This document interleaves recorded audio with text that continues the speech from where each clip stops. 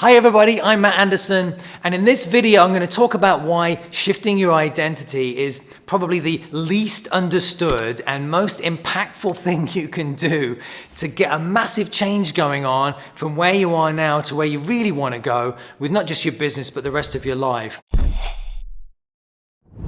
And as you know, I've been coaching financial advisors for over 20 years now, and not just financial advisors, entrepreneurs, business owners, other people that are responsible for bringing in business.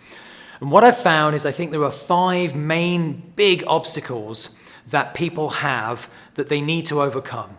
And the first one is the one I'm going to talk about today, shifting your identity. Number 2, create power habits. Number 3, develop a process to ask anyone for anything.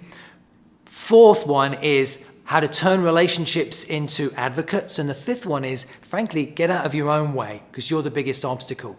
Today, and I'm going to try and do this in 5 minutes or less, is I want to talk about shifting identity because it's one of those things that most people just don't seem to know that much about. And so let me say it starts with a question. And the question is, what type of person do you want to be?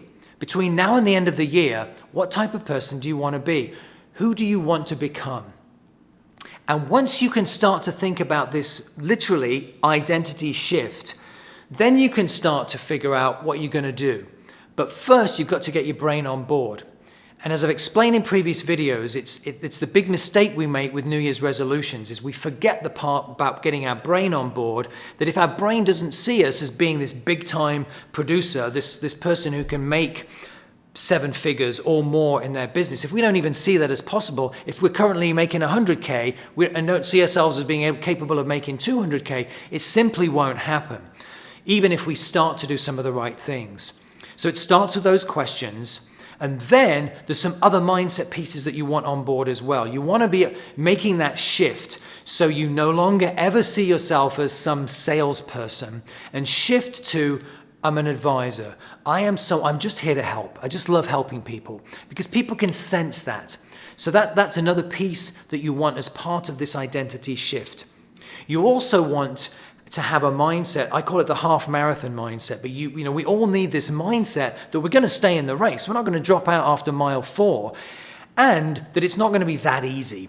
Perhaps the steps are easy to understand, and that's what I do my best to teach, but getting there is going to require plenty of persistence and resilience and gradually getting better and better and better. So it's crucial, again, why you have this end goal about the type of person you want to become. And then the last piece is more around a biological fact, that your brain has neuroplasticity. And if you're not familiar with that word, it simply means that your brain is capable of changing at any age. You're not this old dog that you can't teach a new trick to. You truly can make change. What you need to do, what you want to do is funnel it with the type of thinking and thoughts that focus on that vision of who you're becoming. And in future videos, I'll talk certainly in much more detail about the things to do, specific practical things to do. But first off, it starts with that question.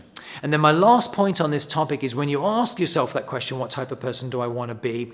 Don't come up with a laundry list. You want to just narrow it down to no more than 2 things.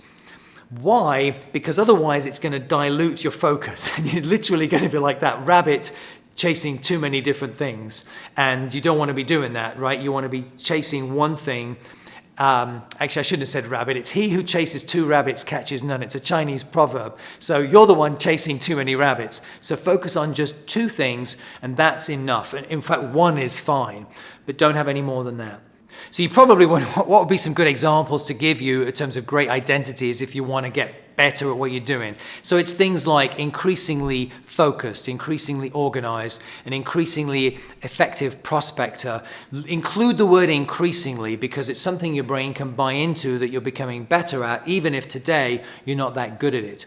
So a great example for financial advisors and really anyone that wants to go bigger is I had a client a number of years ago and his mindset focus was, increasingly upmarket because he wanted to work with more and more affluent people. And so that then helped put his frame of reference on, then what do I need to do? Like how many meetings do I want to start allocating differently? But he also had to bolster that mindset internally by recognizing that he was a hardworking, thoughtful person and someone was going to get the business, it might as well be him. So you start to see where this all pieces together. He needed to sell himself on himself first so that he could then puff his chest out again and say, well, it might as well be me. And in future videos, I'll talk about, again, the doing part to support that mindset, because you have to do that as well. But the first piece was he had to get himself thinking about someone, the type of person who was very comfortable working with ever more affluent people. And actually, that's only the beginning of the story. The best part of the story is that when I started working with him, his average client was worth between about 1 to 3 million. Within a year, his average client was worth 5 million. 7 years later, his average client is now worth 50 million because he's never given up on continuing to build on that mindset. So that's the power of it. That's where the exciting places you can go with something like that. Otherwise, I can't wait to share more. In future videos, what I do want you to do, though, is, I put something in the comments section about what was most useful, about what resonated with you most. I would applaud you if you even wrote down the type of person you want to become. If you want to make that public announcement, then you're kind of really sticking your neck out, which takes courage, which is another great character trait of high achievers. So that's what's going to get you moving. First is that picture in your head. And in future videos, we'll talk about what to do next. I'm Matt Anderson, and I can't wait to see you in the next video.